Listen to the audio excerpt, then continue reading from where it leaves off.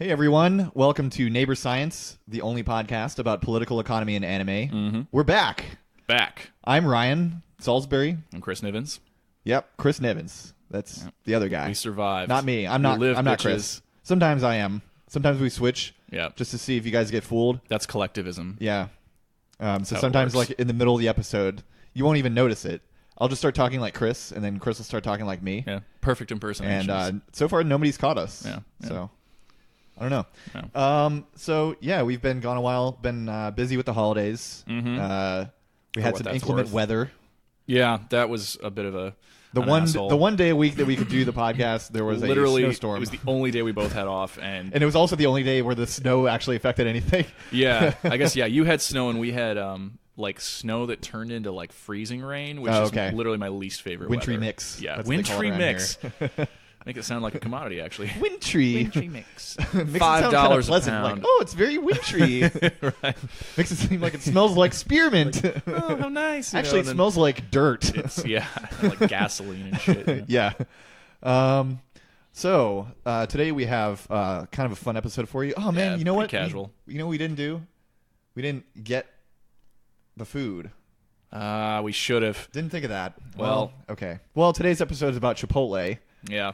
And, we were like, oh, maybe we should get some Chipotle. That would be fun. There's and one delicious, near Chris's house. Right. Doxed. Damn. Now you know Chris lives near a Chipotle. Yeah. That narrows it down to 2,250 locations. Right. So this is something that friend of the show, Reed, suggested. We did an episode with Reed on One Piece and anarchist businesses. How there should be more anarchist MBAs. So check that episode out. That was one of the more popular ones. I thought it was very good. Us anarchists, we love infiltrating shit. We love doing business. We love business. I love being a CEO. It's my favorite. So yeah, today's episode is on Chipotle. So we did some research and we've decided it was good. Thanks for listening. Chipotle is good, guy. All right, bye. Okay. Chipotle was started in 1993 in Denver, Colorado. Yes, really, Denver, Colorado. Good old Denver. By former sous chef Steve Ells. Yep, for real. And he looks like Cillian Murphy if his life force were drained by an evil spirit. Go look him up. Awful. Using money that Steve got from his pharmaceutical executive dad. What a rare occurrence. Yeah, Grubstakers kind of took over the billionaire, covering billionaires racket, which their newest episode about Joe Low. Outstanding. I actually Joe Low is like this Malaysian guy who convinced the Malaysian government to create a sovereign wealth fund, like the thing that Matt Bruenig wants to create. That guy. And then he raided like $5 billion from it. Of course he fucking so he could be friends with Paris Hilton. And they were like, at the very beginning of the episode, they're like, we've been wondering for a while, is there a good billionaire? And so far the answer is no. But we have determined that there is a perfect billionaire, and it's Joe Low. I mean, oh my God. So we'll just get it out of the way. We won't bury the lead. Steve Ells sucks. He got money from his daddy to start his business. Yep. And his dad also picked his board of directors and made his business plan. So it's like he didn't really do anything. I almost wonder if it was actually his dad doing it. Mm-hmm. Like maybe his dad's like really into it. Like it's like when a dad's son suddenly says like, "Dad, I think I want to play football," and his dad's like, "Oh shit, yeah, I've been waiting for." But I also kind of think maybe like he just got one of his assistants to do it. Like Thomas here. He's an MBA and in the the marketing department. He'll help you out opening a restaurant. Isn't that right, Tom? Right. Sir, this isn't really what I'm paid for. Yeah. Well, Tom, that's pretty funny that you would say a thing like that to me in front of all these people. Sure would look bad on your review if you refuse now. Yeah. Boy, those quarterly reports are looking pretty dismal, Tom. So today they have, as I said, 2,250 locations with 65,000 employees and $4 billion in annual revenue. Jesus. Pretty good. Not bad. Yeah. So you had a comment about the revenue. Oh, yeah. I was like, this is my kind of my shit that I go on now is like, I take the revenue and I divide it among the number of employees because you're like, well, that's just, everybody's got equal pay or equal shares. Like that's a good start for like a socialist company of some kind, even if it's not perfect otherwise. Right. We kind of touched on this, I think, last episode. And I was like, so $4 billion divided by 65,000 employees is basically, on average, about 61,500 of the revenue. Right. And like, even if you factor in operating costs, taxes, etc., average net income would probably come out to like 45, 50K a person. Not bad. Right. Not bad, but that's only if they have equal shares. But no, in fact, most people who work for Chipotle are scraping by. Probably making like $10, $11 an hour. Like needlessly. Like I bet the shift supervisor probably makes $11 an hour. Everyone else makes like 9 to 10. And they probably killed somebody lucky, to get that extra if dollar. they're like in this area where like they have to pay restaurant workers a bit more. Exactly. I'm sure most other places are making minimum wage. Midwest making minimum wage. You know. Yeah, we know the fucking score here. But like when you actually do have to worry about paying something as simple as utilities. Yeah. Like right now I'm in charge of the water account at this house, and I'm actually putting off paying that bill, and I'm going to rack up that fucking fee because I'm not liquid enough right now. Yeah. Right? I'm waiting on my next contract, and I don't have it yet, and I haven't started, which means I also haven't filled out a timesheet, which means I haven't even begun the pay stub initiation. Yeah. So it's not going to deposit. Even if I start on Monday, I'm not going to get money for another 2 weeks. So I've got a couple hundred to live on. That's not counting my rent payment. That's already a foregone thing, Yeah. So I'm just like in that situation right now because it's fucking almost December. So like everything's up in the air. That's the other thing that's good about salary. Like salary kind of sucks on one hand because you could be working overtime and not getting extra money. Right, exactly. But you also know exactly how much money you're going to make all the time. Yep. Unless you get fired. Yeah. But yeah, so I think on the subject of Chipotle's pay, if I don't remember, I didn't write it down, so I don't remember if this is right 100%, but I strongly remember reading an article about how Steve Ells was like the shareholders were like complaining about how much he was paying himself. Oh. It was like a crazy Well, amount at least of they money were for the complaining. revenue they were getting. Yeah, at least they were complaining. Yeah, because like they complained and he like was still trying to give himself bigger raises like immediately. Yeah, because he's a fucking foot fungus. Yeah. He really does look like some kind of like fantasy creature. I've got to see this shit. Yeah, he looks so fucking bizarre. Steve Ells. So just divide out the revenue equally. Like seriously, it's not even that big a step. Like exactly, that could be a thing. Oh my god, yes. I just found him, guys, and it's alarming. I mean, he's like halfway to being Gollum. Yeah, he's a something. He's a something. This is how you cook the burritos. He wants the revenue. Give it to us. Yeah, basically. Give us the raise. Oh Jesus. Yeah, he's like. Tricksy workers trying to unionize. Exactly. I'm looking back though at the like 65,000 employees, $4 billion in revenue. I bet 60,000 of those employees at least are making like the $10 an hour or whatever. And, I'm sure. And then another maybe like few thousand are making like hundreds of thousands of dollars. Basically. Yeah, they probably have like 2,250. They probably have like, let's say, like 12 regional managers. Yep. They probably have like 10 board members. Right. And then probably a couple of hundred people in their like central offices. So yeah, probably approximately 65,000 employees are making like $10 an hour. And then you got a few people who are making just millions. Yeah.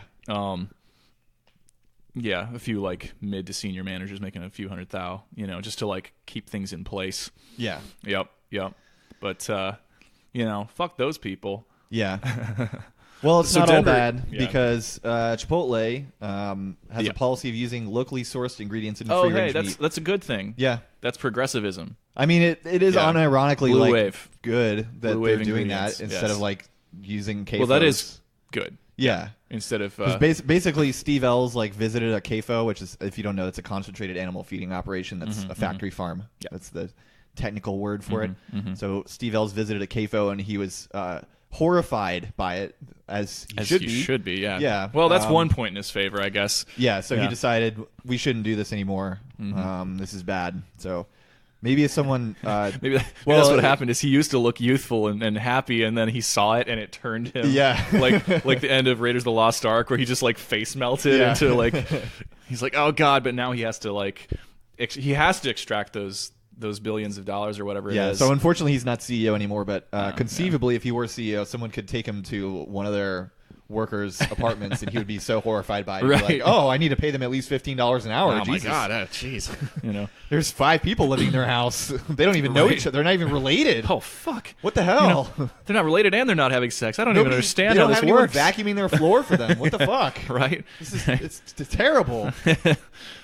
They don't have a working dishwasher. What the fuck? Right. They have to take their clothes to a laundromat. Holy shit. What is a laundromat anyway? Everyone in this apartment has E. coli. I don't know how this fucking happened. Yeah. So locally sourced ingredients and free range meat. Yeah. Those are good things.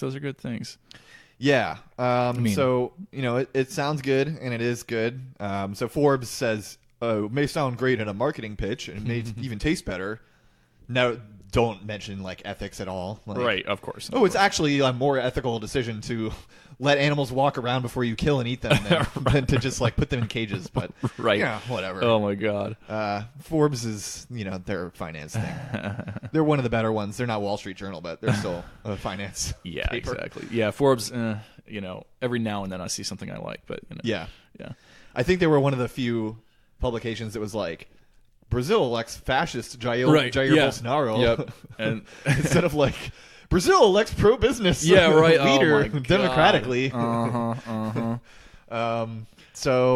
this is a quote. It says, sounds great in a marketing pitch and may even test better. Yeah, go ahead and read it. Yeah. I'll read it. Okay. So this is, again, word for word from Forbes. Local sustainable farming sounds great in a marketing pitch and may even taste better, but it absolutely increases the burden on procurement. Ooh. Which is, of course, a fucking business process, and not labor, necessarily. That just means buying the stuff. It just means, it's like, my capital, No, I got to work 45 hours a week instead of 30. Right. Quote, it also necessarily eschews the productivity gains that come from genetically engineered plants and monoculture industrial farming. Okay. Fuck you, because monoculture is a terrible fucking practice. Yeah. Oh, Jesus Christ. Now I'm done. And it's not even more productive. It's not. It's literally not more productive. Yeah. It's more productive in the very specific sense of economic productivity, which is dollars out divided by capitalism dollars in. is what you mean. Yeah. Yes, exactly. So monoculture is something that is basically inherited from European feudal practices, and then they just went, oh well, that means we can count it, so let's make money. Right. But let's put slaves on that shit. You know? Yeah. Yeah. So yes, and also of course genetic engineering. I'm neither pro nor con. I'm not gonna go all anti-vaxxer on that shit, and I'm not also. Yeah, I'm not. I'm not anti-genetic engineering, but I am anti-BT crops. Right. Which is I think that's a very easy position to agree with, even if you're one of those scientism, STEM lord nerds. Right. It's just because genetic engineering could theoretically be good. Yeah, exactly. It's maybe we could. What if we genetically engineer a plant that, can be harvested like grain, but it's as nutritious as turnips and it tastes like ice cream? That sounds pretty good to me. Yeah, I would like that. I would eat it. What's the argument against that? And then you're like, oh well, they had to playing God. That's right. Yeah. Right. You're messing in matters that you're not supposed to be messing in, and you don't know what the consequences could be. I'm working on my Hank Hill impersonation. Right. And for those of you who are listening who are not familiar with this term, monoculture just means one culture, which means a single crop taking up the entire field, or if you drive factory. by a cornfield, that's a monoculture. Or where it's only wheat or only soy, that's monoculture. If you drive by a forest, that's a polyculture. Exactly. And so I don't know if culture implies that it's human cultivated. Yeah. Okay. Basically. So if it's does culture in that context come from cultivate? Yeah. Okay. Yeah. And also the word, I love that etymology. The root word is cult, of course, and we all know what that means. But yeah. Now we're just fucking around. Someone who worships Elon Musk. Yes. Musco culture. But so monoculture then means when you worship only Elon Musk instead of a pantheon of billionaires. Right. Okay. Exactly. Makes sense. And Bezo culture. Well, I'm definitely a culture monoculturist, except I'm a Joe Lowist. Yeah. Okay. Yeah. I mean, that's a fair position. You know, you're into kleptocratic, extractive. I don't fucking know what else to call it. The whole Grub Stickers episode was about how they thought it could technically be like an elaborate like performative piece by a socialist. That would be funny. one might hope. But yeah, so monoculture is like we said, one culture at a time. But like polyculture is actually a popular traditional. Often you find it in indigenous groups, and we know kind of how that generally pans out against them in politics and so forth. But like the economics of it too. Polyculture, you're like, oh, I know because of like literally thousands of years of trial and error and getting it right because we had to live, that these plants go well with these plants and they don't deplete the soil when they're growing together. Right. And like this means also that other animals, like say pests, won't come by because they're not attracted to this and something like that. So it's like you're literally creating this diverse culture of things that you can also consume and use, but that won't destroy your fucking environment because, again, you know, typically this comes from small, less obviously pre-industrial societies that figured it out, and often they grow these things in the forest or on the periphery of the forest because it helps the actual fucking ecosystem, and they can still use it and have usually, typically, hopefully, plenty to eat. Okay, but what did the actuaries say about this? Right. I can't stamp that.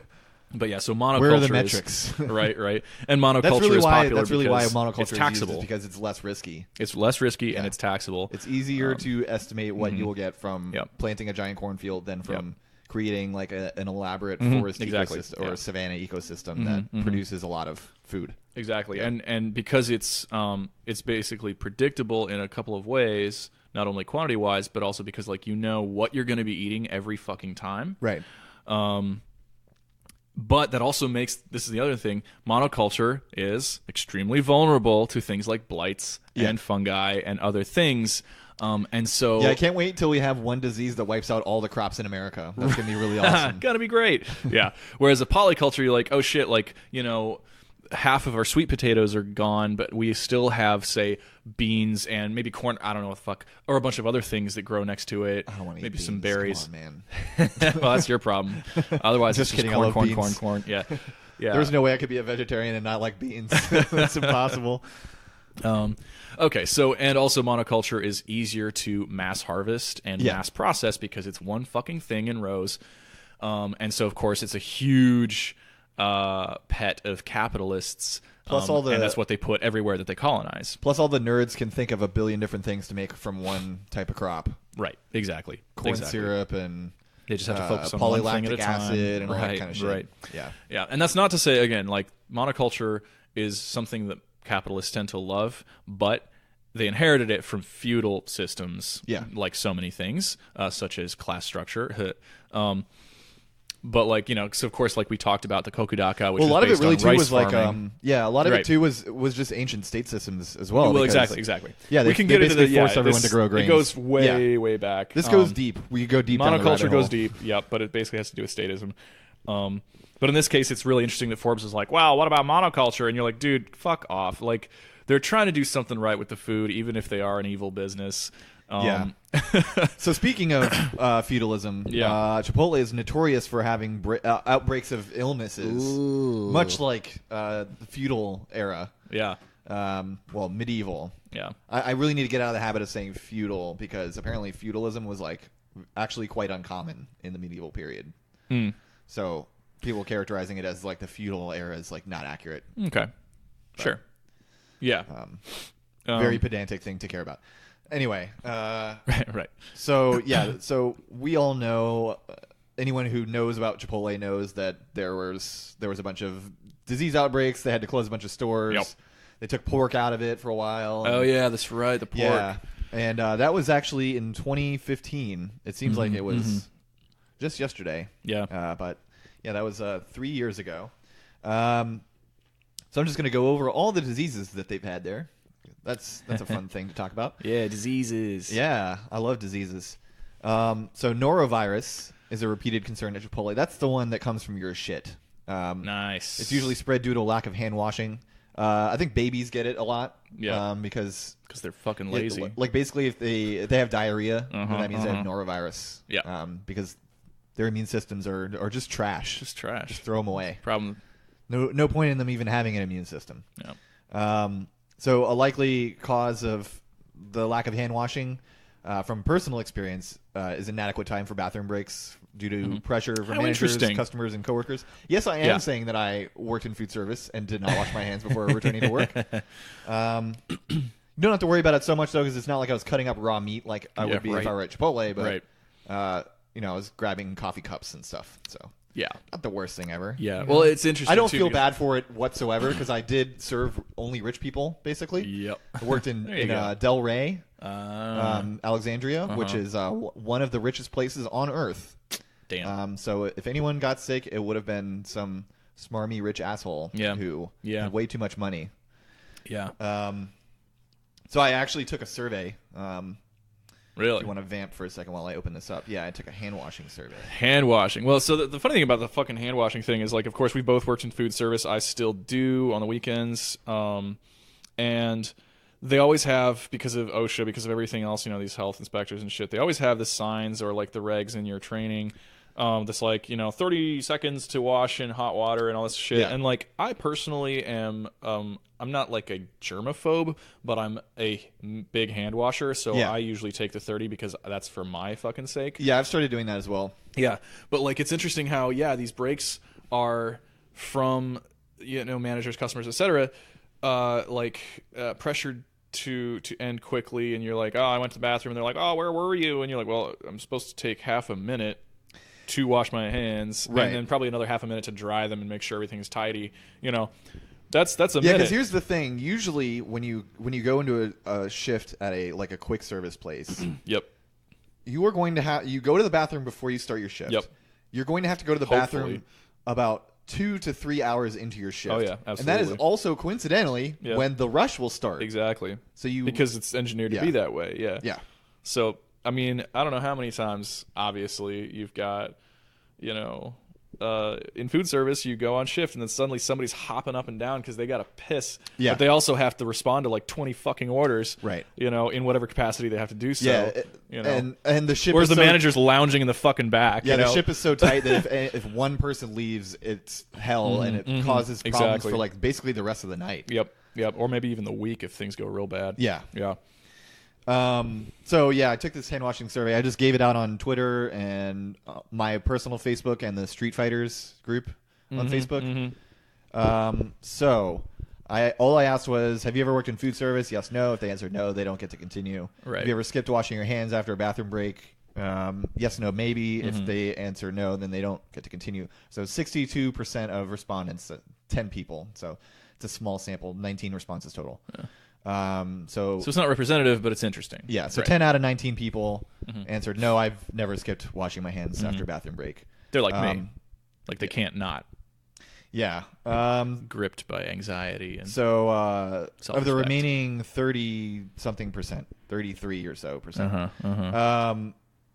what was your they reason? gave their reasons. Nice. So in a rush and not enough time given for bathroom breaks, I'm going to count those as one. It's basically the same thing. Basically. So that was 3 of the respondents. So that is a third. Probably. Yeah, 50%. Or 50%. Yeah, of the 6. Yeah. Yeah. And then 3 didn't care. Yeah. So I can see that. If you're making $9 an hour, and you're just like fuck people this. are yelling at you to put extra meat in their burrito, and like, oh no, that's not enough extra meat. I want more extra meat. Yeah. Yes, I know it costs extra. Yeah. Yes, I want guacamole. Yes, I know it costs extra. Yeah. Put all this other stuff in there. Why can't you roll it up? The other person could roll it up. What's wrong with you? Are you fucking stupid? Like, what the fuck is wrong with you? Like, I'm trying to get my fucking burrito. I paid $8 for this. Why would you care about? Exactly. Oh, I better make sure that the people who are yelling at me all day have a safe food experience. Yeah. And then one answer here, that one's actually from me, and that is the logical conclusion of what I was just talking about, which is I hope the customers get a disease. Wait, you answered your own survey? Yes, I did answer my own survey. You yes, asshole. and I have legitimately thought that. I mean, before sure, when I was but working yeah, food I've service definitely at that bakery. I mean, we know food service. Yes, we know food service. Yeah, like, when I was working at that bakery, there was a couple days where like the rich assholes were just being extra assholey. Yeah, and so I took a shit, and then I was like, should I wash my hands? Nope. Nah. I hope these people get a disease. That's right. It's not like I'm putting I the really shit do. in there. I'm putting particulates I in hope there. they get sick and then die. Yeah. I think that was also when I was doing a lot of Molly. So I was hell yeah. very depressed. Molly at the in food between service gig. the really awesome fun nights. Yes, right. Of course. Man. Yeah, so that was the survey. Yeah, I let's see. What have I done? And one other thing about the hand washing thing, I think one, if you give people better bathroom breaks, like you give them an amount of time. Yeah. For a bathroom break. Yeah. 10 minutes. 10 minutes so they can shit and catch up on their Twitter and all that seriously. stuff. Give them a little fucking break. Jesus. Yeah, smoke a cigarette if they want to real quick. Well, we were kind of joking earlier about Taylorism. Yeah. Taylorism, which is, for those of you just who don't even are time not breaks. familiar. Yeah. Taylorism was basically contemporary to like Fordism and stuff, where Fordism is kind of this assembly line shit. Taylorism was metrics. Metrics. It was all about like, let's measure exactly how long it takes for like a group of dudes to load or unload a truck or something, or like put together this part and see how fast they can do it without fucking it up, and then that's the standard. Yeah. And they just do metrics off of that, and now everything is like this. Like just awful, like seconds. Put people in cages with robot arms. Minutes, and then they have 2 minutes to pick a package. You're like, God damn it! What the fuck kind of world is this? Yeah, and the other thing, because nobody used to fucking work like that. Just to clarify that's only been around for like 100 years, 150 years. Yeah, and another newer thing is, you have to finish your work before you go on your break. Yeah, in medieval, like for medieval peasants. Yeah, when lunchtime came. Yeah. Like noon, yeah, they drop whatever they're doing, even like, if it's gonna fuck it up. Lunchtime, even if it's gonna fuck it up, and they're gonna have to start all over again later. Yep. They just drop whatever they're doing. It's lunchtime. I'm gonna have my fucking lunch. I'm gonna eat my lunch. I'm gonna nap. Yep. That's awesome. And that's exactly. And that's actually that's what they should study. What's the average amount of time that someone wants to take a break for? Yeah. That's the standard. That should be the standard. Yeah. If it's 3 hours, all right, that's the standard. Exactly. Sorry. Yeah. But the other thing, real quick, that I wanted to put in about hand washing is, if you put a sink in the work area inside of customers, then that will get people to wash their hands, because they can go to the bathroom, not wash their hands, go to the hand sink, and then they have the sink there. Wash their hands in front of everyone, and then some people are like, oh well, look how clean and I they do are. want the guy making my food to have clean hands. That is one of the better things about like places like Starbucks, and I think Chipotle has that too. Yeah. And similar kind of like front facing assembly line kind of food service places, is that you have certain things in the assembly area, the work area, where people can see you at all times, which is of course awkward, because like typically like the young women and the young gay men get like ogled to death, and then but and all this other bullshit that comes along, and like of course people are like watching you work and like being assholes about that, like you were just sort of demonstrating. But then they also get to see one old guy hitting on the youngest girl right there. And you're like, God, fucking just die right now, and then that guy die later, and then that person should probably just mend their ways. But like it still on the other hand does offer that opportunity for people to see like, oh, they're washing their hands. Right? So it's like, the other great that's thing a nice is, trade-off. If you're about to head back into a rush, you're getting back on the floor and you're like, oh God, there's all these fucking people here. I'm gonna have to deal with this for the next however long, I don't even know. It's a great way to take a little bit of time and mentally prepare yourself. Yeah. And just be like, okay, this water feels nice. Yeah. I'm relaxed now. Exactly. I can do this. Yeah. As opposed to just like jumping into it. Like just jumping in kind of sucks. Right in. Yeah, it does. Yeah, it does. Especially if someone like called you to the front. Yeah, seriously. Oh my God. They're like, oh, I really need help right now. Fuck. And you're like, well, give me the 30 seconds, and like washing your hands. Yeah. Like scrub in. It's a ritual, and so rituals help, like you said, like to kind of calm or at least like prime yourself. Yeah. Yeah, when I was working at Caribou, I would like scrub in, even if I hadn't gone to the bathroom, if I just came from the bath. Oh, totally. Unless the only time I wouldn't do it is if I was washing dishes, because it's like, all right, that's just too much soap. It's gonna destroy my skin. Yeah, yeah. But yeah, scrubbing in is nice. It is. It's a good practice, Doctors got that right, I think. Yeah. We should have little scrub-in stations at every front door in every house. Yeah. so that when people come that in, would legit be cool. That would kind of be Especially cool. if you could make it like nice and decorative. Yeah, right, and just be like, oh, please wash your hands. Come Make in it out of with- stone. Yeah, exactly. Yeah, it'd be exactly. nice. Let's start that. Let's just do that. Yeah. It could be like that could be our industry. Yeah. Yeah. It'll be like taking your shoes off, except not as smelly. Yeah, goddamn. That's the one thing that gets me about it. It's like, I do kind of like the idea of everyone taking their shoes off, but also it's going to stink. Yeah. It's going to stink real bad. Yeah. It's a drawback. Especially if your friends work for a living. Yeah, right. Which they better. Yeah. Okay. I So mean, if they're able, right? Yeah. If So they're able, you're pushing me along. So Yeah. Chipotle had at least one outbreak of Campylobacter, which is a common foodborne illness in poultry. It's usually caused by undercooking, and that's made worse by the fact that raw ingredients are used at Chipotle instead of like most fast food places use like partially cooked ingredients, and they just like cook it the rest of the way, and that ensures that it's like safer and also like that they can make your food in like 15 seconds instead of 10 minutes. Right. So yeah, that's Campylobacter. Go Campylobacter. Not really a great way around that, other than just making sure that you cook everything long enough. Yeah. So E. Like, coli. personally, I like a little crisp on my meat. Yeah. You know, like I like it juicy. I usually obviously. get the sofritas Yeah. because Like unless it's a steak that they never serve to me overcook 'em. because they just cooked it. Yeah. Obviously, you could take it a bit rare. Yeah. If it's like assembly line food, I'm like crisp that shit up. Yeah. Yeah. I want that. Anyway. So E. coli is probably one of the most famous Mm-hmm. food infections. Chipotle's had several outbreaks of that. Lil coli. Yeah. Yeah. Lil coli. Smash hit. The most common source of E. coli is raw leafy greens. Actually, Mm-hmm. I took a food safety class. Yeah. When we were transitioning to Pete's, and that was one of the things that everyone was surprised about. Like, what do you think the most common source of foodborne illness is? And everyone's like, it's like probably, undercooked meat. Right. Like, But it's no, like, that's nope. Campylobacter. Actually, it's salad. Yeah.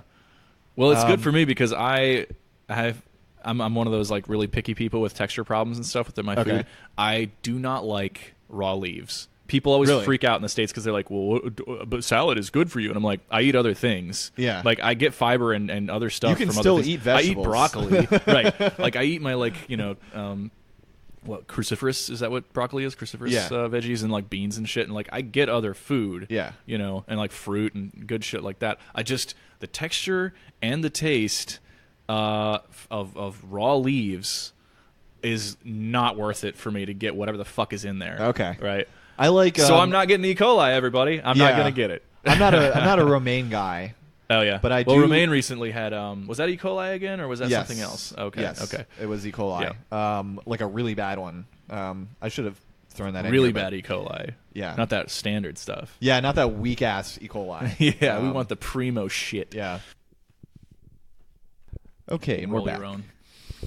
We're back with coffee. Coffee. We got some coffee. Do us some good. No cream, no sugar. That's right. Black is my soul. That's nice. That's good. Good. What kind of coffee is this? This is Seattle's best. Okay. Partly because it's affordable. I actually prefer, obviously, like the really good shit. Yeah. But as we've discussed, I'm broke as a joke. So, Yeah. and Seattle's best is good for the bargain. It's a real shame that Seattle hasn't developed its coffee culture as much as everyone else. So that this is really the best they have to offer. It's the only. You know, It's yeah. it seems like one of those places where they have a lot of coffee hipsters there, but I don't Yeah. know. Yeah, I guess they don't. It's They couldn't lie on the package. right.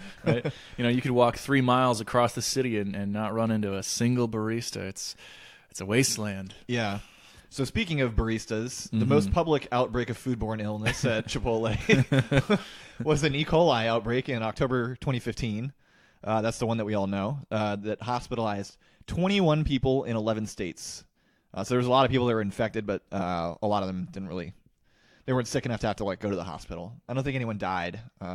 Just a bunch of weak people. They Yeah. probably deserved it. Yeah, get some real immune systems. Yeah, God. Fucking Like you probably slobs. don't even have a full-time job. Yeah, they probably use hand sanitizer. Fucking dorks. So Chipotle claimed that the source was Australian beef, which that's weird. Why would we import beef from Australia? I mean, they do make a lot of beef, so it could be that that was one of their sources for the volume that they were trying to maintain. Okay. You know, I don't know, just a stock. I'm making thing, the Elon Musk face thing. right now. Yeah. The CDC, though, believed that it came from produce because that's just where as we've foodborne illness established comes from. Raw leafy greens. Yeah. And so, like, the way they tried to figure this out was like they took all the restaurants where people got infections, and then they figured out what those people ordered. Oh, right. I think. Yeah. And then they figured out where their supplies came from in the supply chain. So they Chipotle had like a list that it was like it could be this Australian beef, it could be like these onions, it could be like these avocados or something like that. Right. And then some case came out and they're like, okay, well that store didn't get those onions, so it couldn't have been the onions. And they said the only thing that all the stores had in common were the Australian beef. Or it could have just been that like some girl named Ashlyn wasn't washing her hands for more than 29 seconds. What else? I want to go over all the diseases first. I think that's all of them. So the rest of this section is like what do restaurants actually do to fix this issue? Fire everybody. Yeah, that's one way to do it. So the only thing that I really found that was like definitive information about this was that Domino's has salads on the menu, and their strategy for reducing the risk of E. coli and other foodborne illness is their suppliers package the salads like on site in sealed containers, and then they deliver them in the sealed containers to the store, and then the customer gets it and they open it up, so it's never touched by anyone else. So the customer adds the E. coli themselves. Yes. Right. Yeah. Let's see. Because of all the outbreaks. There is one more outbreak. Hold on. In July of this year, there was a Clostridium outbreak that affected around 700 people. So that was the biggest one by far. Damn. I thought I put another one on here because it started in Sterling, Virginia. So the Clostridium did. Yeah. So that easily could have just come from people that work in the defense industry because they're probably they're pathogens among humankind. They cause illnesses. What? People pass diseases to each other? I was trying to do a bit. Oh, okay. Because DOD is a fucking group of parasites or something? Yes. Yeah. That was the... I'll give that 2 ha's. Ha, ha. Maybe too many. Oh, here it is. One thumb up. Okay. There was another outbreak of norovirus in my hometown area, Sterling, Virginia, infecting the disgusting pigs that build the U.S. Imperial War Machine. That's what happened there. Mad pig disease. That was this year. I think in July. Surprisingly, didn't hear about that, but and I think that was separate from the Clostridium outbreak. They do like to keep things hush hush. Yeah. I still go to Chipotle. I don't give a fuck. Oh yeah, I personally like it a lot. Yeah, I think it's good. It's annoying how much I like it. Yeah. The only thing more annoying is how much it costs. Yeah. I tend to get sofritas and not lettuce, so I think my risk of foodborne illness is pretty low. Yeah. Yeah. But also, if you're in this area, check out El Fresco because it's another Mexican restaurant, similar prices to Chipotle, but I think the food is a lot better, and it's not the same like cafeteria line setup. Right. Right. Like an actual menu. And that's nice. Good shit on there.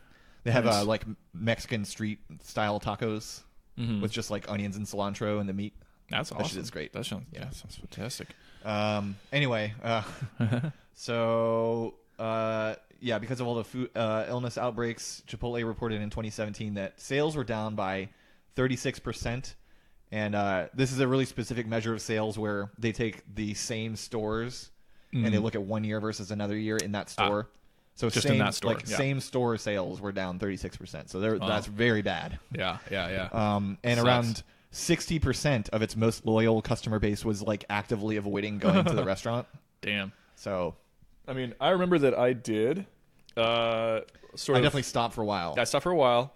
Not after the pork thing though. When they did the pork recall, I was like, well, I don't eat pork, so I don't give a fuck. I actually, because I always get chicken or steak. And so I was like, well, I mean, even though I like pork, I'd never get pork from Chipotle. So yeah, exactly.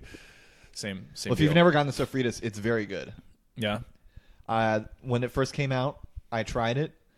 I went to the one next to the Starbucks. Okay. I took it over to the Starbucks, started eating, stopped in the middle of eating, went back over there. I was like, I ordered sofritas, right? And they were like, yeah. And I was like, and that's not meat, right? And they're like, no. It was that good. Wow. I thought I was eating something that I wasn't supposed to be eating. So damn. I highly recommend it. Okay, so the one thing that Chipotle now does to improve food safety is they have a supply chain traceability system where they basically put a barcode on every package of ingredients that will tell them exactly where the ingredients came from, so they can scan that at any time and know, like, oh, this is Australian beef that's going to kill everyone. Yep. Or this is Australian beef that's actually fine, according to the CDC. One of those two things, those are the only two possible situations. But, one of the biggest issues in ensuring food safety in general, this applies to like any restaurant, is the time that it takes to like test for the presence of pathogens. So the only way to like really ensure that something is free of foodborne illness is to test a sample of it. And part of that process involves using a polymerase chain reaction, PCR reaction, which is like, it's this biological process, takes about 24 hours to work. And it basically like multiplies the DNA in a sample of something. Oh, right. Yeah, polymerase. Right. Yeah. So they basically have to, if there's a pathogen in there, they have to make sure there's enough of it for them to detect. Right. And they use like DNA testing to see like, oh yeah, and there's some E. coli in here. So yeah, again, it takes about 24 hours to enhance the sample. And it usually needs to be done off site, especially like this is especially bad. They just do it right in the hot bar right in front of everybody. Well, in like 24 hours, we'll all know if we're dead. For like really large farms, like the big CAFOs, it's much easier for them to justify having a DNA testing thing on site. Yeah, that makes sense. But if it's like a bunch of smaller farms, then obviously they're not going to do that. Just imagining, send it to a lab. Just imagining like the fucking, it's like a 1 acre field, just like a giant building with like guys in lab coats. Right. Just a bunch of fucking, like piglets sitting around, and being like, "Oh, I heard that Jeff tested positive." Yeah. I'm just giving ambiance here. Oh, okay, yeah. It's like, oh, I heard Jeff tested positive. You should probably get yourself checked. And well, I'm pretty sure we're all fucked because they don't separate us physically. We're always stuck together. Although, of course, in Chipotle's case, they don't use the CAFOs. So, I like doing ambiance. It's fun. Yeah. And then, so even if testing is done like perfectly, it only works about 15% of the time. Damn. So it really is like, testing for STDs. Yeah. Damn. I think that's approximately the same odds as Russian roulette. Basically. Yeah. What is it? Yeah, 1 out of 11%? Yeah, something like that. Yeah. It's like nearly. Or maybe it's slightly 13 better. 13 or something. I don't know. Whatever. Who cares? Yeah. Actually, no. Fuck you. Shut up. This is a good bit. Doing math on a podcast is a good bit. So, is it? So hey, listeners, do you like this? So Russian roulette 1 out of 6, right? Yep. So 0.16. Oh, yeah. So yes, it is approximately the same odds as Russian roulette. So yeah. Except the opposite, because there's 5 bullets in the chamber. So see, what would you call that? Napoleonic roulette in Russia. I don't know. Fuck. Vietnamese mahjong. That's what I'd call it. Yeah. There's an interesting Twitter thread. I'll link it in the show description so you don't have to look through the show notes. And I'm not going to read through the whole thing, but they basically, it was someone, Sarah Tabor. Sarah Tabor? I don't know. I don't know who it is. Some person. Oh, you know what? I just started following that person the other day. It's a woman. Yeah. Yeah. In fact. Well, you really started following them? Literally yesterday. Oh, okay. They posted a bunch of interesting shit. Yeah, so I just was like, all right, I'm following this person. Yeah, she was linking foodborne illness to immigration crackdowns because part of the problem is, like, the longer food sits, Yep. The more likely it is to get foodborne illness. Right. So when there's immigration crackdowns, they have all this produce that doesn't get harvested because they don't have enough workers to harvest it. So the unharvested food gets harvested later, sent to the restaurant, and it's more likely to have foodborne illness in it. Fascinating. Yeah. Fascinating. That is a very good connection to make. So, in fact, this, at least in the parameters that this is derived from, the economic system that we are using, where immigrants are cheap labor and all this bullshit, right? This actually turns on its head the usual fascist mythology of immigrants causing pestilence. Yes. In fact, they prevent it by being timely and good hard workers, and exactly. of course that's also the liberal argument, but like we don't have to get into that. Yeah. I don't know if you know this fun fact, but that myth, the immigrant pestilence thing, that is where gas chambers were first created. This is according to the Dollop, the podcast. On Mexican border crossings, they created gas chambers where they pumped full of Zyklon B to gas immigrants to rid them of disease. But Germany doesn't have a border with Mexico. Yeah, interesting about that. So they gassed immigrants to with Zyklon B. With Zyklon B, yes, to make sure that they didn't have pestilence. Yes. Did they survive? Yes, they did. Well, then, it wasn't good for them. Okay. I think maybe some was of them it like died, a light dusting? but it wasn't like 6 million of them died. Well, not at once. Yeah. Right. Yeah. But yes, and there were people that were crossing the border multiple times a day, every day, because they lived in Mexico and worked across the border. Jesus Christ! So they were getting sprayed every single day. Fuck. Yeah.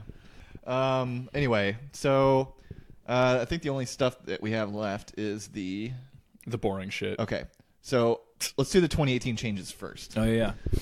So Steve Ells has been the CEO since 1983 or whatever that they started.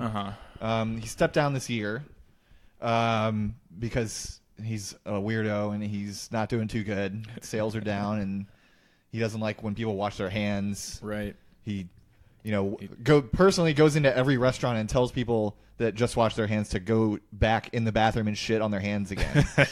And rub it all over Steve Ells, everyone. Rub it all over their face and then put their face in the meat and then make people's tacos. Which that's no good for business. He's got an unconventional management style, but yeah. So they replaced him with former Taco Bell CEO Brian Niccol, the one we all know. Not good old Brian. Not one of the many anonymous Taco Bell CEOs that we don't care about, but the famous one, Brian Niccol. The big one, yeah. Now, did Brian consider this a step up or a step down from Taco Bell? I'm curious. I mean, it seems like it'd be a step up, right? Yeah, I think so. I know there's a lot of Taco Bell stands out there who are like, Taco Bell's all I eat. I know a lot of these guys love going into a business that's not doing well and turning it around. They call it turnaround CEOs. That's what they call it. Yeah. They have a name for it. Yeah. They love doing that shit because they think they're like Superman. Right. They're like, I just did this. And I'm Superman, but with a pen. Right. Just imagining. Every time I think about... Instead of saving people, I fire everyone and yeah, basically. get money for shareholders. I'm just thinking about, every time I read about, a CEO who, is lauded as some kind of success or some kind of, a turnaround CEO like this. Yeah. I think about them at some fucking, cocktail party or whatever else, some gala or whatever they're at, telling somebody how they fucking saved the business and, when in reality they just laid off 5,000 people. Yeah. Or some cut woman's their wages against or the something. Wall, and guys leaning, right, on the and wall, she's like, wow, talking that's where he's like, great. And yeah, Chipotle saved their business exactly just this year. Intense eye contact. Yeah, and then she sees his secret lizard eyelids you blink necklaces? Once. Yeah, right. Yeah, right. And she's like, oh fuck, One would hope that goes no further. So Steve Ells, one of the things about him is he's a traditionalist. He was a sous chef. He worked in the kitchen. That's one thing I will give him. He did do a real job. Yeah. For a little bit. He knows how to stuff the beans even if you are a chef, the shell. Working in a kitchen is a real job. That is true. So it is work. It can be good work. So, but he was a very traditionalist guy about it. He wanted it to be. He wanted Chipotle to be like a real restaurant, like the kind of thing that like a chef thinks a real restaurant is, where they use like real cooking techniques, right? And it's like art, right? And they pour sweat into it. They they care. They pour their sweat about into the result. They want it to taste bin. Good. They want to see the look on people's faces sweat. when they eat their food. That's their ethos. And he's like standing there behind the cash register jerking off as people eat. Into the sofritas. Right. That's where the E. coli comes from. Steve Ells' That's why they taste so good. The special sauce. No. So unlike Steve, the traditionalist, Brian, the Taco Bell CEO, he's just a pure business guy. Business. Yeah, so he's implementing changes that Steve long pushed back on, the most notable being a drive-through window. So Steve Ells, like numerous times, the shareholders suggested, like, you should put a drive-through in the Chipotle, and he said no, repeatedly. No. We will not debase ourselves right. to the level of McDonald's and Burger King. Now, to be fair, I can't imagine a Chipotle burrito being especially edible while you drive. That's true. Yeah. Burrito bowl, well, but then that's you're like wrangling it anyway. Yeah, that's also like the eating cereal episode of Always Sunny.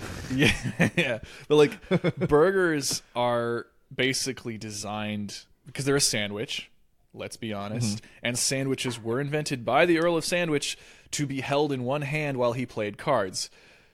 That's literally why it was invented, because he's like, I want to eat meat, but it's going to be greasy and juicy. How do you play cards with one hand? Well, this guy wants to double fist, and he's a fucking lazy-ass aristocrat. He must have a one-handed card game to play. Right? Like maybe a bridge or something. Maybe there's a card game called Sandwich. Yeah. One-handed sandwich. Let's figure it out. But yeah, so the whole idea was 5-card draw. You got your Texas Hold'em. Yeah. Your one-hand sandwich. One-hand sandwich. House rules. Yeah. So so that's the whole idea, is that like you have two pieces of bread to hold the meat and anything else you want with the meat.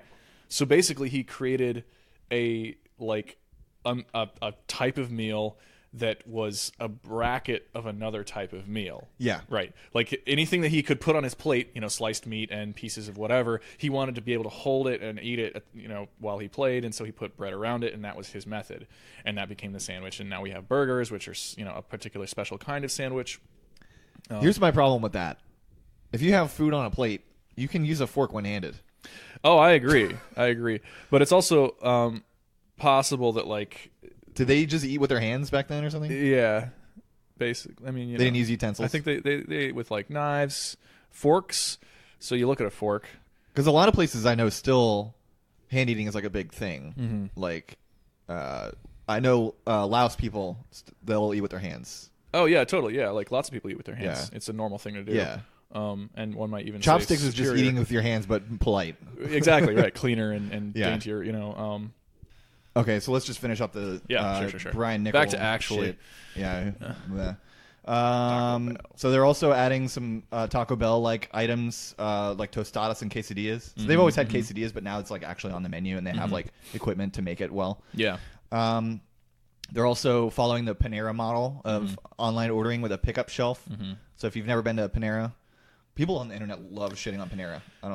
I mean, it's not great, but right. I enjoy eating a Mediterranean vegetable sandwich. Yeah, I think it's good. Personally, I like their broccoli cheddar soup. Yeah, I like a couple things from Panera. Yeah. Their coffee's not half bad for that kind of stuff. Yeah. I think it's weird to hang out there, that's for sure. But basically, you go, you order it online, and you give them your name, and you just walk in the store and look on this shelf, and it has like a bag with your name on it, and you just take it and leave. No need to interact with the person at any point. Oh, thank God. Yeah. I hate people. Yeah, that's especially the thing I hate. Workers. After a hard 5 days of sitting in my basement talking to no one else and just typing on a computer and not leaving my house except to walk my dog, I love going somewhere outside and not talking to anyone else. Yeah. That's the best sort of life. That rocks life. to me. Yeah.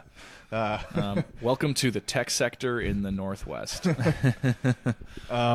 So Nichols also targeting new what they call day parts.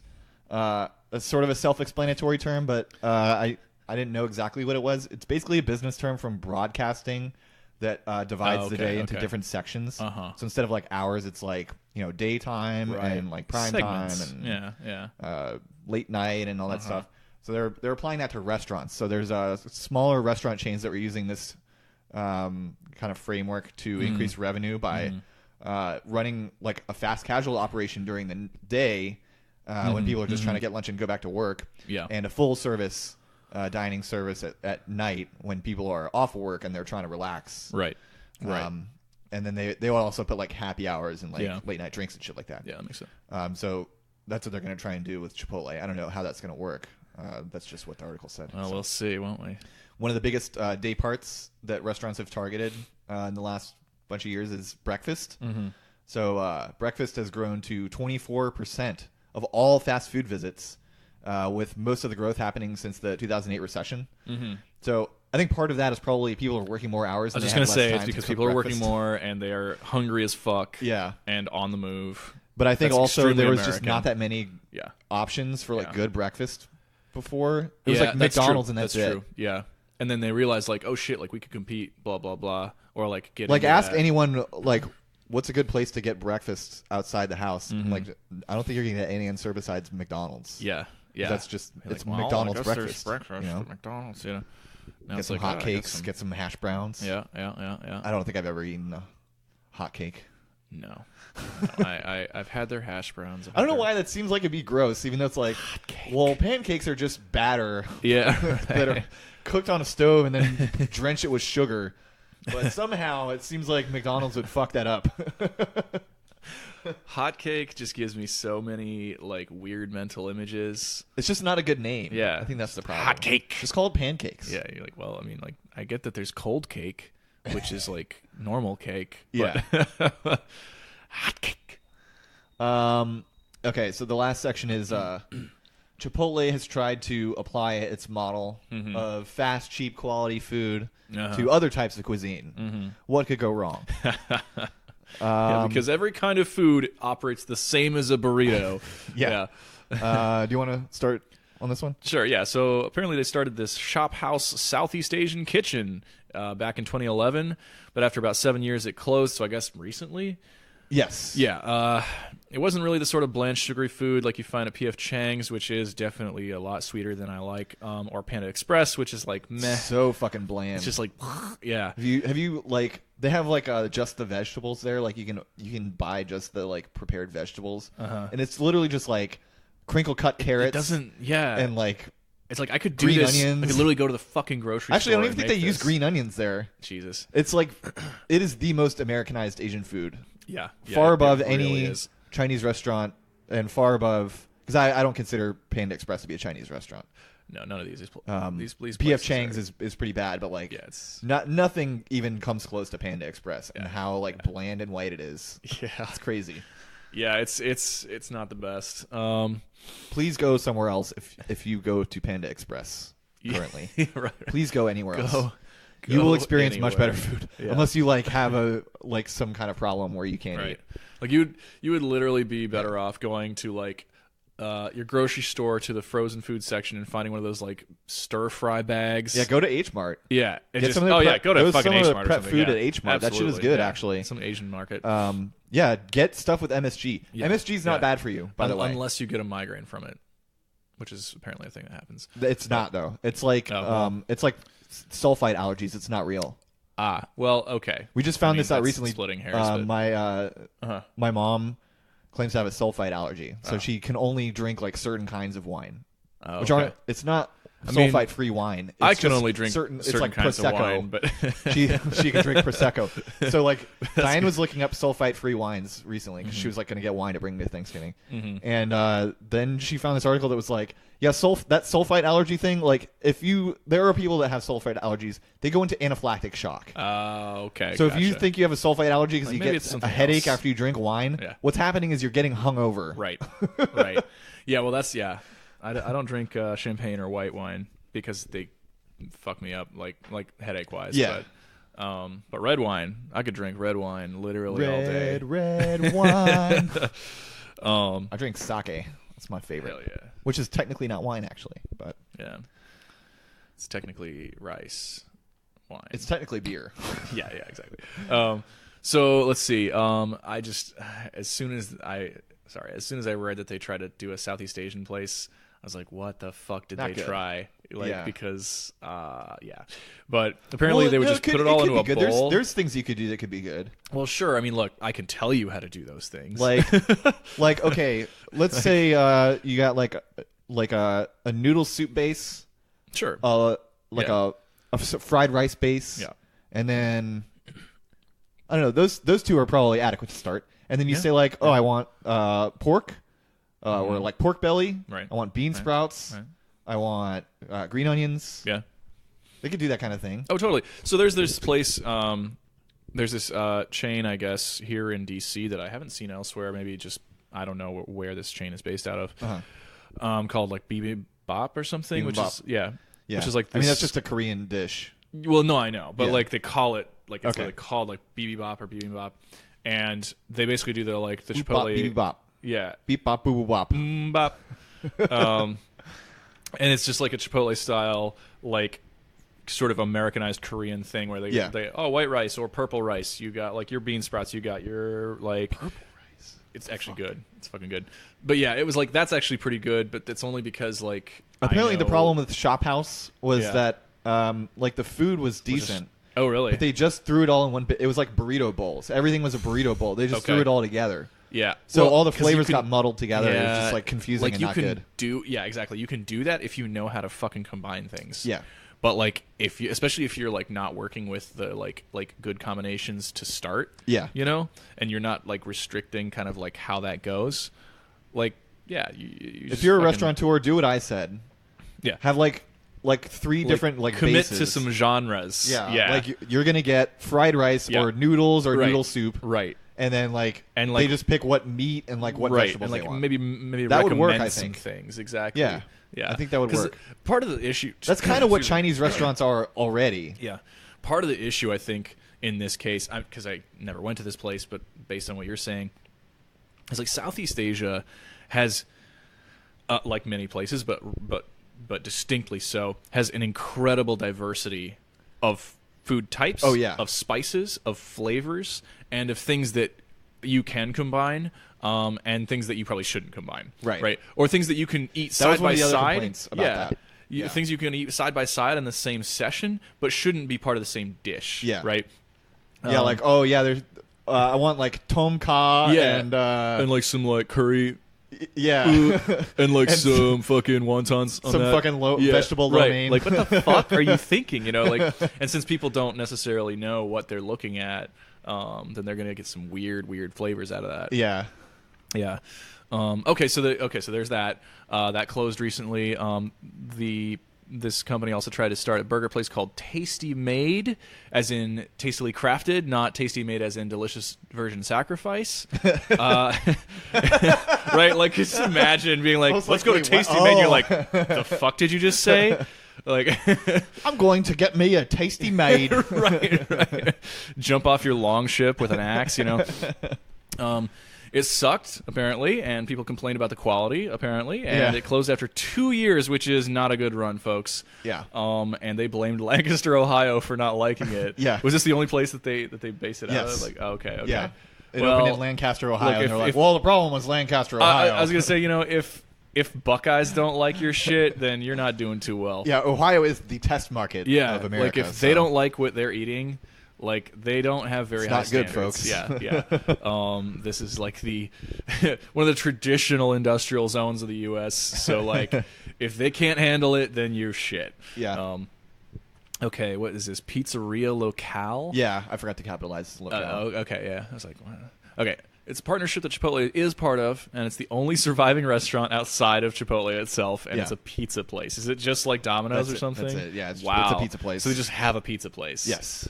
That's Yeah, and they didn't start it. They kinda just boring. like they invested in it. so That's you it. can't like go through. So kind of like what is it called? Hand pizza here. where they have the like assembly line style. Yeah, it's not that. It's not like that. So let's do this first because let's do this because this is a kind of sad story, so I don't want to. Oh yeah. You do this. I'm getting more coffee. Okay. Will you get me some? If there's any left. If not, that's fine. So Soul Daddy is a restaurant that spun off of Chipotle, sort of. So there's basically like a reality show cooking competition type of thing called America's Next Great Restaurant. So the winner of that was a guy who made soul food. I'm trying to find his name. I don't think I have it in here. Jamon Woods. Yeah. So he's a guy from Detroit, just a regular dude, factory worker. He's a forklift operator at the Chrysler factory. And so he went on this America's Next Great Restaurant show. He has this concept called Soul Daddy. It's just soul food, stuff that he'd been working on for years. So he already had like his vision in place and brought it to the show, and everyone liked it. Except the normal thing started happening where you have investors involved where they started telling him to make all these changes because they thought it would make it less risky or fucking executive meddling, man. Always. Fuck that shit. Always. Fuck that. So they initially, this is also really fucking stupid. Yeah. So after he won the show, they opened 3 locations. Why? Why? It's like you could have done one and done well with it. And, yes. Yeah. So 2 of them shut down after 2 weeks, Jesus. so that the chef could focus on getting 1 up and running. Yeah, no shit. And again, investors pushed the guy Jamon to change the menu from chicken and waffles type of stuff to healthy soul food, which people don't like because soul food isn't healthy. Yeah, it's not supposed to be healthy. It's supposed to be food. good. Yeah, yeah. And plus, chicken and waffles is huge now. Yeah, like that's a huge hipster thing. That's like a fun local food kind of thing. Yeah, so this then they're was just like, oh, let's like what? They probably wanted to just do some fucking granola shit. And this was it. back in like 2013, before that was like really big. Right. So he so really like, could have been ridden the wave. Fucking here. amazing. Yeah. And it was also just poorly managed. Probably, they probably didn't put their best people on it or whatever. They're just also the locations were very bad and hard to find. Jesus. I read an article about it, and it was like in this area that was like it's like a big area for restaurants. Yeah, but he wasn't on like the main strip. It was like off back and behind all this stuff and like upstairs. Jesus. So like he didn't even think he was like going to the right like they place. Fucking hit it. Yeah. Yeah. So just really set up to fail. Really, really set up to fail. Wow. So the last location was closed by its holding company after being open for only 5 weeks. So it wasn't even Jamon that closed it. It was like they decided, the bean counter said that this isn't doing too well. Right, so, right. We got to close it down. Kind of like when the U.S. Gave up on denazification because it was expensive and boring, which literally happened. Yeah. They're like, all right, nobody's Nazis anymore. Let's go. Yeah. The article on this also has a great own on Els, on Steve Els. Quote, "It doesn't help that Els is as untelegenic as a human can be. On screen, he has no personality. He's as dull as dry toast." So I think my description of Cillian Murphy, if his life force was drained by an evil spirit, is pretty accurate. Yeah. So I went to see if there were any updates about Jamon. I found a GoFundMe he started in 2014 to get a Soul Daddy food truck up and running. So it's like he kind of figured like, okay, like these fuckers. This was his dream. Yeah, this was his sounds dream. like it. Like these guys about it. Like he's working in the Chrysler factory and he's like dreaming of being a chef at a restaurant and like serving people's food. Honestly. It's the thing I was talking about. Yeah. Like seeing the people smile while they're eating his food. That's what he wanted. Yeah.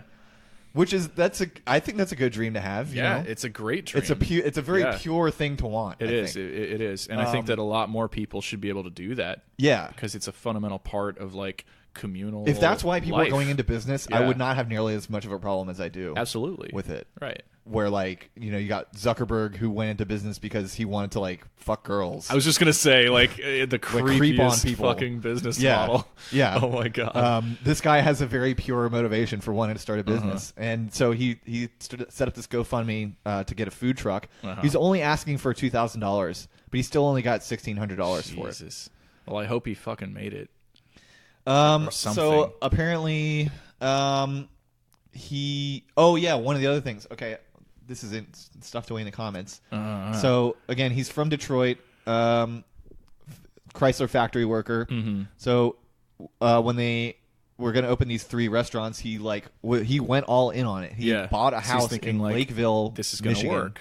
Yeah, and probably thought he was going to have a whole new life. And they just immediately just said, took it "Fuck right away." Who cares? Yeah. Who's Jesus. like they don't care about this guy at all. They don't fucking care at all. And like my little comment was like, this is why I love it when people defend rich investors as these all-knowing, responsible people. Oh, yeah. And like, no, they fuck Disgusting. things up constantly. They're exactly as fallible as the rest of us. And you find these little like tidbits all the time about how they're paranoid or they're lazy or they're superstitious or they're like obviously many of them are like racist, sexist assholes. But like even beyond that, just like basic personality like quibbles and flaws and shit, they are all like that. And of course they are often moral monsters. Yeah. And they have exorbitant power. Yeah. The reason they make money is not because they're like smart geniuses who know what to invest in. It's because like first of all, there's like a survivorship bias. Absolutely. So the ones that don't make money, you just don't hear about. Exactly. But also, like, if you have $1 billion and you put it into a bunch of low risk investments, you will guaranteed make money because the whole system is set up that way. Yep. Exactly. So yeah. So that sucks. Fuck those guys. Yeah, so Soul Daddy didn't work out. Look into Jamon Woods. Maybe he's out there. I think he's still doing catering out of his house. Okay, that's cool. So he's still doing Soul Daddy. This guy's got fucking grit, Yeah, good for him. He deserves a hand up. He is currently working at the Chrysler factory still. Jesus. So it's not his whole thing. Fucking hell, man.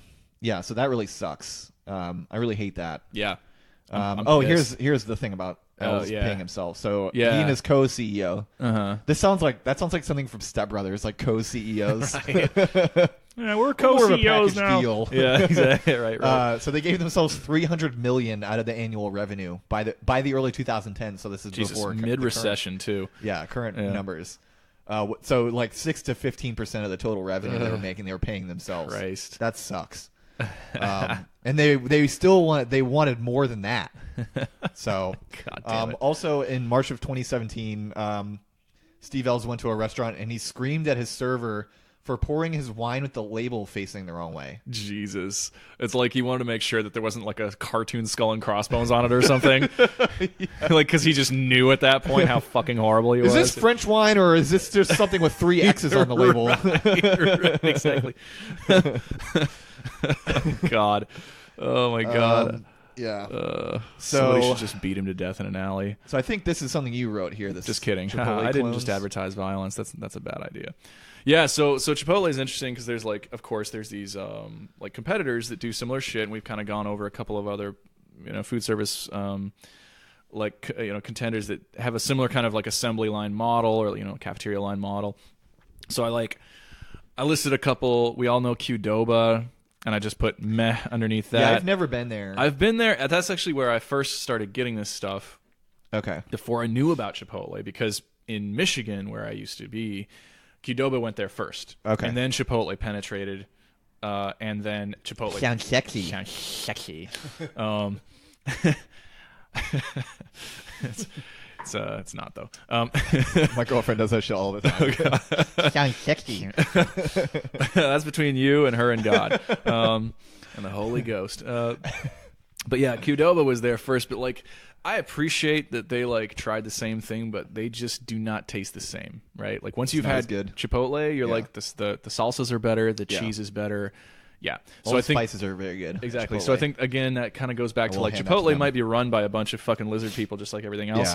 But they do seem to focus on having good ingredients. Yeah, and that you can taste. That reminds me, one other thing I will put in the show description is a Chipotle salsa clone recipe that I have that is extremely good. See, I would go in for that. Yeah. I had some friends over, and one of them was like, I'm not really a big salsa person. Right. And I was like, just try it a little bit, just try a bite. Yeah. And he tried. He's like, yeah, that's really good. Yeah. See, I'm into that. I'm into that because like I like making it's very easy to make salsa. Yeah, I like hot, flavorful food. Yeah. Like spicy, flavorful food. And so much of what's out there in the States is just not quite what I'm looking for. So even Chipotle is good, but like the salsa's never quite hot enough, you know? Yeah. So I asked him like, give me the hot, red salsa and give me extra, right?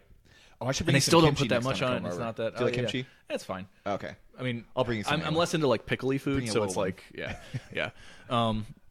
But like, even when I go to like Asian restaurants, and I'm like, look, I assure you, I grew up in Southeast Asia. I could fucking handle it. Please give me what you would cook for yourself. Yeah. Right. Half the time they take me seriously because they're like, well, fuck him if he doesn't like it. Yeah. Like, and we can laugh. And then they see that I can handle it, and they're like, "Oh, okay, fine." Yeah. But then half the time they're like, "No way, this guy is for real." Yeah, exactly, you're right. And so they give me the standard stuff, the hot for white people. And Hey, Lawai, you like the food? yeah, right. And you're like, damn it, it's good, it's flavorful. It's just not what I was hoping for. It's, anyway. So actually, I just saw this hilarious YouTube video last night of. I've never heard of this before, but it's this show called Hot Ones on YouTube, where this guy basically sits down with celebrities and they go through a round of like spicy chicken wings in order of spiciness from like these different kinds of hot sauces. And so the first one is like spicy-ish, but like not amazing. And then the last one is like the kind of like industrially hot level. Pepper spray in a can. Right, basically. Yeah. And he had Bill Burr on there. Oh, nice. And Bill Burr made it like, yeah, exactly. He like made it all the way through, and he was like fucking dying, but he was actually toughing it out. And it was a good episode. So look up Hot Ones with Bill Burr. Okay. It's a lot of fun. I'll check that out. Yeah, and it's just half hour. But I was like really curious about some of the hot sauces on there, because of course it's very like a lot of it I would expect is very like Tex-Mex style. Yeah. North American style hot sauce. One looked like it was from like modeled off of Indian spice, and I was curious about that too. Anyway, so check that out. So moving on, Illegal Pete's is local to Denver. I only found out about it. That is such a funny name to me. It's so funny and sort of racist, probably, but like I'm pretty sure that was kind of food the it is, joke. so let's find out. Yeah, right. So in Seattle, I had a roommate who was from Denver, and she's like, "Oh, Chipotle is good, but you haven't had Illegal Pete's." And I was like, "What the fuck is that? That sounds racist as fuck," And she's like, "It totally is, but it's not the intent." Like, okay, fine. So it's basically Pete doesn't sound like a name you would traditionally associate with an illegal immigrant or something. It's Illegal Peter Murphy, the Irish immigrant who makes burritos. Yeah. It's just like Mick Murphy's. Yeah, right. Murphy the Mick. Yeah, exactly. Fat Wops food. Yeah, right. Illegal Pyotr Kropotkin, who makes Russian-inspired, beet burritos. Yeah. So it's basically a local Chipotle. I don't know which came first. I have no idea. But Denverites rave about this place. It's got several locations across the city, and each location has this small kind of no-frills bar that does serve microbrews and macros, like fucking PBR and shit on tap, as well as having like a full stock of liquor and everything. So like it's cornered the drunk burrito crowd, which is almost everybody in Denver. They do tend to have a lot. It's kind of got a slightly divey atmosphere without being like totally disgusting or anything. It's still very clean and everything. And they tend to have a ton of like local band stickers, snow sports stickers, like ski bums and shit, plastered all over their bar, their fucking sneeze guard, the fucking walls, So it's real casual, and it has this again fun divey feel, very chill, very personal. Versus Chipotle's kind of semi-industrial Aztec chic steel cutout thing that they do. I hate their That's aesthetic. the part It's of awful. Chipotle I like the least. Yeah. Yeah. It's like what I don't. The hammered metal. Yeah, looks it's like bad. Corrugated metal doesn't look good to me. Yeah. So Illegal Pete's like has very, like a very like, homey, early comfortable 20th century vibe. style. Yeah, right. It's the food itself is basically what you would expect at Chipotle, but it's kind of their own spin on that. It's like the exact same setup, right, for the food. But the rice, I want to say, I think it has like cilantro in it or something. So it's a little bit nicer if you are into that. I'm not crazy about cilantro, but it's fine. Their salsas and quesos are actually better than Chipotle overall, but not that much better. Like not so much that I'm like, But their booze is better. But their booze is there. You and just so reminded it's me all of good. a story from a guy that worked at the Starbucks next to the Chipotle. Yeah. This guy Ray. I think he actually owns his own coffee shop right now. But anyway, there was a time when he went to Chipotle and they serve beer at Chipotle, but Virginia has like really stupid alcohol laws. So you're not allowed to bring the beer outside technically according to the laws. Usually people don't really care that much as long as you're like on like can be considered on premises or whatever. Then they'll let you go out. But so he got a beer with his Chipotle while he was on his break or whatever. Yeah. And he was about to go outside with it, and they're like, "Sir, you can't take that outside." He's like, "Are you serious?" And they're like, "Yeah." He's like, "But I just bought this here. Like, why can't I just eat it at the restaurant outside?" Yeah. They're like, "Sorry, you can't do that. You can either eat it inside or you can drink it right here." And he's like, "Fine, I'll drink it right here." And he chugs the whole thing right in front of him, and then like slams it on the counter. Damn, that's awesome. Pretty funny to me. Yeah.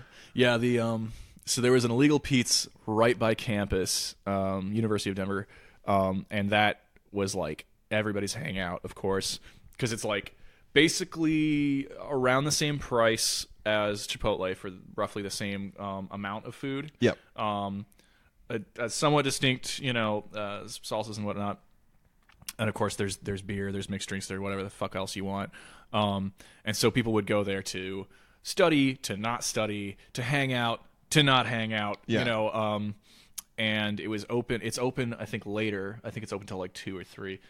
So you could just like show up after you've been out and be like, I want a fucking burrito, and I'm gonna sit here and drunkenly eat an entire burrito. Yeah, Chipotle's only up until like 9. Chips. Yeah, exactly. Yeah. So they got the edge on that.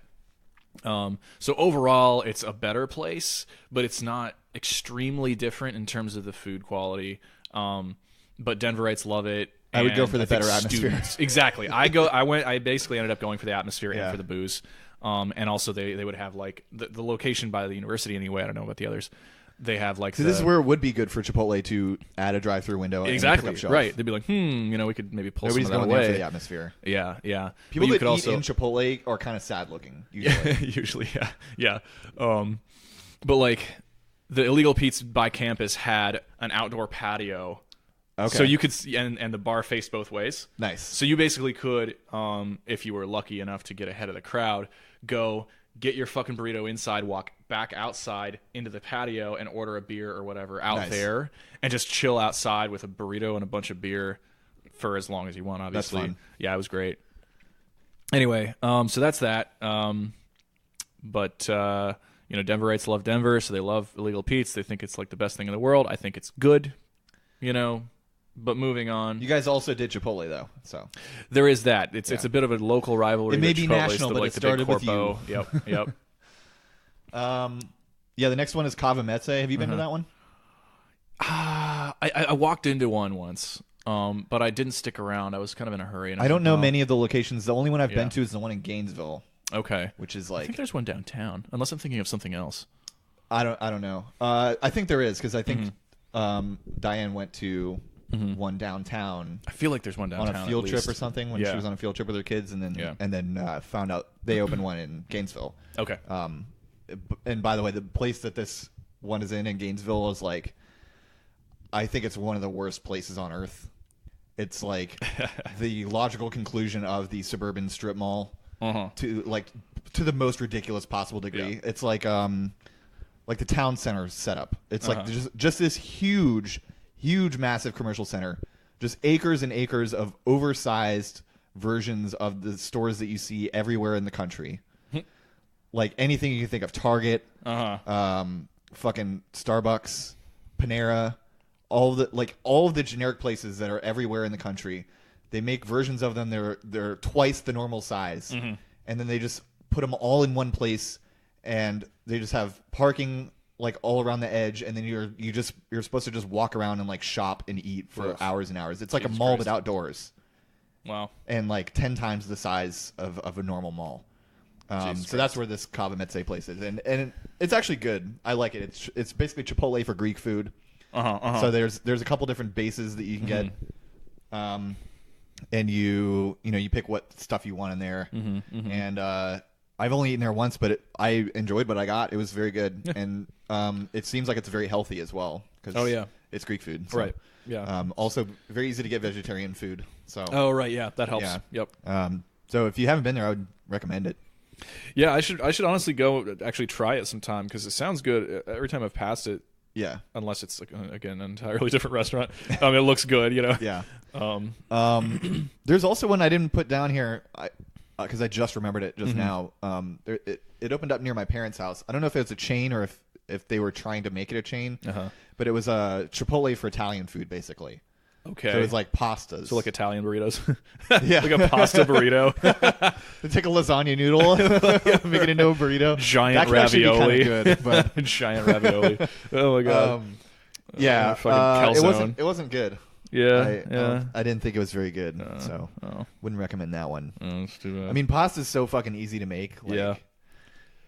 That is the imagine. go-to for me when I'm at home. If I'm like, oh, I didn't buy any groceries and I don't feel like cooking. Yeah. I'll just throw some pasta in the water and throw some sauce on it and put in whatever thing that I can put in. Sausage. Earlier this week, I made pasta that was literally just like pasta and like vodka sauce and peas.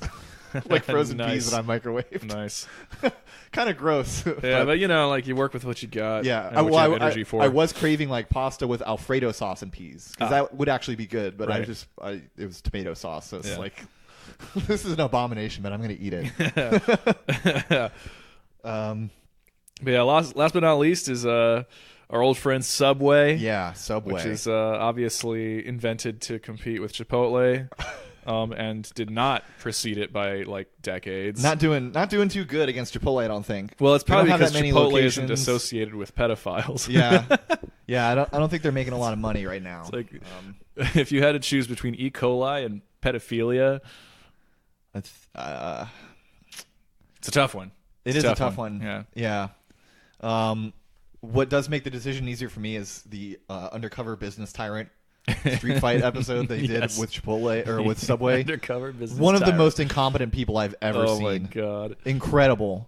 I mean, all of them are, but like this guy in particular was just bad. And I if I remember correctly, he was one of the ones that was very cheap too. Because they had the CEO of Sky Zone, who's like our age or even younger. Yeah. He was giving away like $30,000 to each person. Jesus. And if I remember correctly, the Subway guy was like, I'll give you $500 for a charity. Fuck that. Something like that. Fucking hell. Some like ridiculously low number. Just bad. Fucking chump Subway change. sucks. Yeah. I mean, I would take 500 right now, but like, Jesus. Shit. The guy was like, they had like this huge line at the door, and they're like, "All right, make him an Italian sandwich." And the guy's like, "Putting on the bread, putting on the pickles." Oh my god, just useless person. Useless. Yeah. So is that all we got? I think that comes up to just about the end of it. Yeah, I mean, yeah.